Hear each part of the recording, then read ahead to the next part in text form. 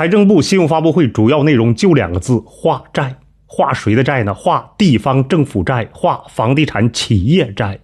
地方政府债怎么化呢？就是债务置换，发行新的债券来置换存量的政府债务和隐性债。这里边提到2个债啊，一个是显性的，一个是隐性的。显性的现在大概有40万亿多，隐性的呢没有具体的统计，据说啊应该是在60万亿以上，也就是说这2个加起来有100多万亿。其实这个规模非常的庞大啊。这次会议说了，除了正常的置换，就是每年会有正常的一个置换以外，拟一次性增加较大规模债务限额，置换地方政府存量隐性债务，是近年来出台的支持化债力度最大的一项措施。明白吗各位？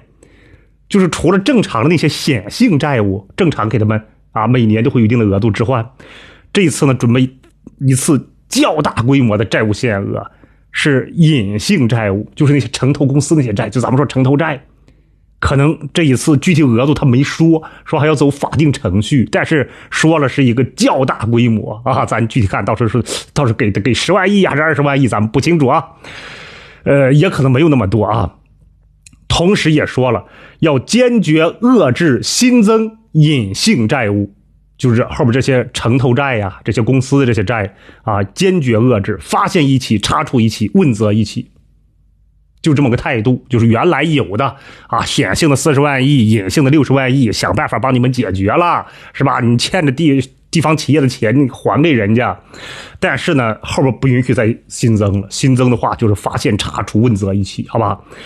这个第2个就是房地产的一个化债问题。关于房地产方面呢，他没有说化债，但是呢我总结起来它就是一个化债问题嘛。一个是说什么保交楼，用专项借款用于保交楼。保交楼的本质也是一种化债呀，这是欠了居民的债了，你欠人家房子了，是吧？保交楼也是用专项借款去，也是一个化债问题。第2个是什么呢？用专项债券来回收符合条件的闲置存量土地，就是开发商拿了地建不起来了，闲置了吧，那地方上有没有钱去回收？那专门给你专项债券给你们，其实也是给房地产企业钱嘛，是吧？你地我收回来给你钱，原来没有，现在有专项债券给你钱，也是增加房地产企业的一个现金流也是一个化债问题。第3个就是用专项债券来收购存量商品房做保障性住房。开发商盖的房子卖不出去了怎么办？这个地方去收它当保障性住房推向市场但是地方上没有钱怎么办？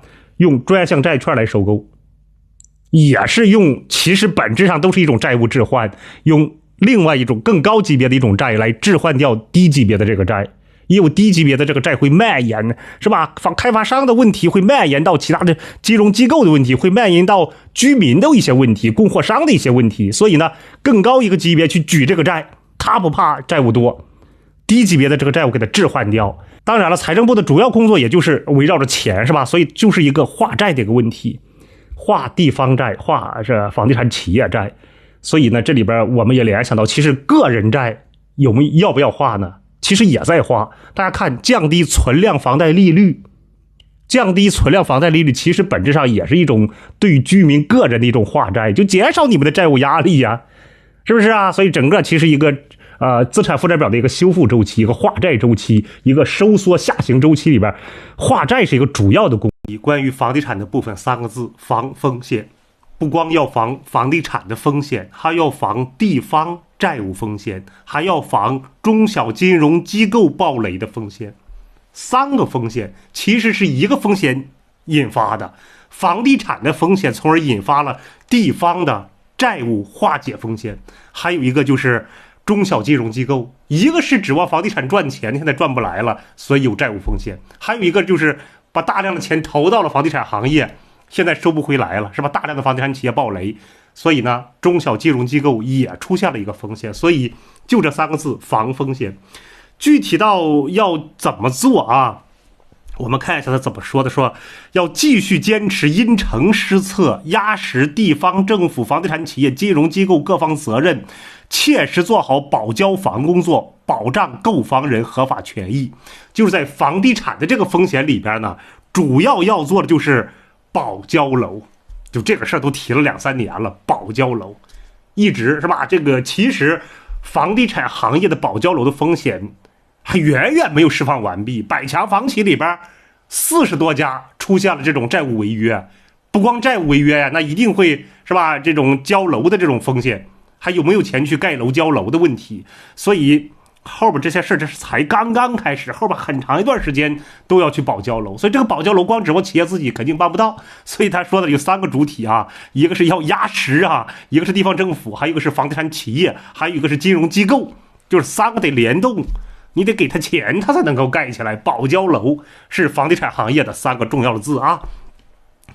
然后再就是房地产市场，说是要结合房地产市场供求关系的新变化。供求关系的新变化就是供求关系逆转了嘛，供大于求了，求比供变得更什么有主动权了。所以呢，人民群众对优质住房的新期待，统筹研究消化存量房产和优化增量住房的政策措施。就是说消化库存和新增住房之间呢，得统筹安排。就是各个地方现在做的什么二手房的置换，就是你们保障性住房的建设呢，一定得结合这种去库存，是吧？你别这头卖不掉，你那头又新增，就整个市场太难看了，得结合起，就统筹规划啊。抓紧构建房地产发展的新模式。房地产发展的新模式不早就说了吗？保障性住房吗？城中村改造、平级两用，这都说了多少遍了啊！促进房地产高质量发展，就整个这一大段话，说实话，我前面这些分析一下，有新的东西吗？我也没有分析出新的东西来，还是以往大的基调，还是这些东西嘛。其实不管怎么决策，市场已经在做了一些决定。各个地方的现在新建的楼基本上是以这种改善性住房为主了，这是他说的什么对优质住房的新期待。改善各个地方现在都是这个样子，为什么呀？刚需住房的这种卖不动，还挣不着钱，还卖不动，刚需群体的这部分韭菜被割没了，割不动了。但是呢，有钱人的这个群体，74岁的王石半夜发了一条朋友圈，给人的感觉是他想要重新回归万科，拯救万科啊。但是你仔细看这一长段文字，这里边也或者有其他的含义呢。74岁了，已经退休了，并且现在万科多难做，不光是万科，是整个地产行业是吧？的这种错误的发展方向，所以它特别难做，风雨飘摇之际，这个时候老王半夜发这一长段，大家先看一下，你一块来分析一下他到底想要表达什么意思。说1983年只身特区创业，历年创建万科，这表明是吧？他1983年创建的万科。说88年股份化改造，成为继深圳发展银行第2家股份柜台交易的股份公司，政府没有投入1分钱，也没有贷款担保1分钱，创业4年形成的1200万资产，作价1200万股。经过批准，其60%归国家所有，40%归创业者所有。